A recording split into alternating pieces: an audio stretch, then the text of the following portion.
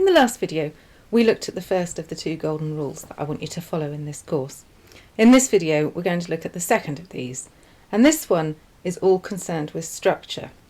Now, the reason I've given you a rule about structure so early on is that a lot of novelists can get really in a muddle when it comes to the structure, because you end up with all these pages and you're wrestling with them. You're thinking, where should this bit of story go? Where should that bit of story go? How do I turn all these parts of my novel into one coherent piece of work? So I'm going to give you a basic structure to follow when you're writing. I say basic, but what I mean is simple and very, very effective. Okay, so it's this. The Red Riding Hood structure. So this will all come clear as I explain further. So let's have a look at the key plot points in Little Red Riding Hood. So first of all, you've got Red Riding Hood who lives in a cottage with her mother. She decides to visit her grandmother. So she sets off walking through the woods and she sees the wolf. She keeps on walking and she hears a woodcutter chopping wood. She arrives at her grandmother's house. The wolf is in her grandmother's bed. The wolf eats Little Red Riding Hood.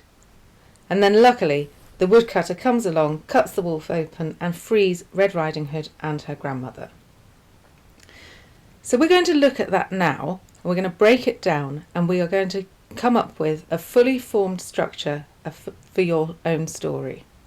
Okay, so first of all, you have the situation, which is Little Red Riding Hood living in a cottage with her mother.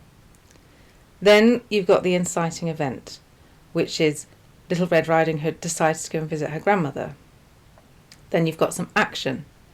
So in this case, she's walking through the forest and she picks some flowers to take to her grandmother. Then you have the mini climax, okay? She meets the wolf. This is where the tone of the story changes because we now know that she's in danger. There's some more action. She keeps walking through the woods. She hears the woodcutter. And now this bit of walking through the woods has a very different feel to the initial walking through the woods because we've had the sinister element introduced. So the danger is very present. There's rising tension, okay? She arrives at the grandmother's house and the wolf is in her bed. So the tension isn't rising for Red Riding Hood because she doesn't realise, but for the reader, we're going, oh my God, he's going to eat you. Run away, little girl. Run, run, run.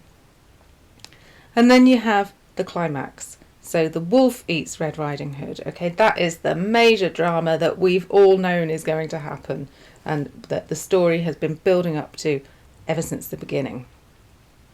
And then the resolution. The woodcutter comes along, cuts Red Riding Hood out of his stomach, and they all live happily ever after. So this is the template that I want you to follow when you write your novel. Certainly for when you write the first draft, you might decide after the first draft that you want to rearrange it. But this is a really good structure to follow when you start. And it's a structure that is really quite common, okay? It's not just, I'm not just saying this, oh, it's your first novel, use this structure. It's a really, really effective structure, and many experienced novelists use it as well.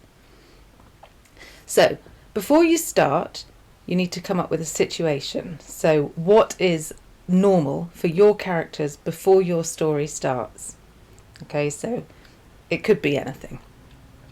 And then you've got an inciting event. So the thing that is going to kick off the drama of your story that is going to change your characters' lives.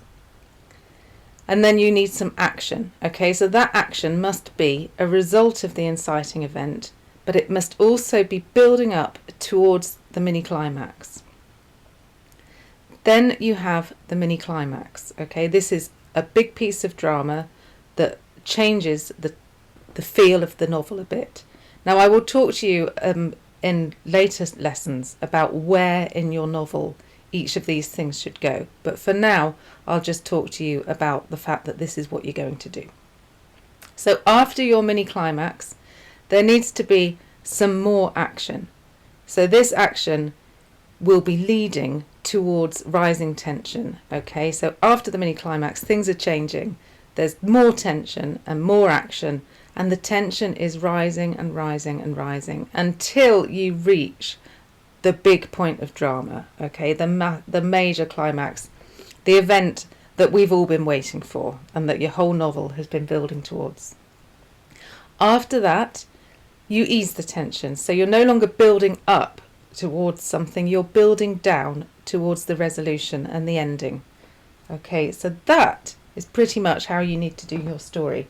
Now, I've made it sound really, really easy, and that's partly because it is. Obviously, it's not that easy. I mean, this course isn't called How to Write a Novel and Find It Really, Really Easy. It's just how to do it as simply as possible.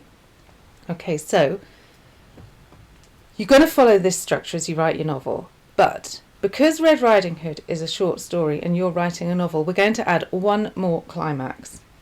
And this will come after more action and before rising tension. So in that period where your tension is rising, you need something else to happen to really get that tension going. Now, it can be a big thing or it can be a small thing, but it's all going to be contributing to that feeling of rising tension as you progress towards the climax of the novel.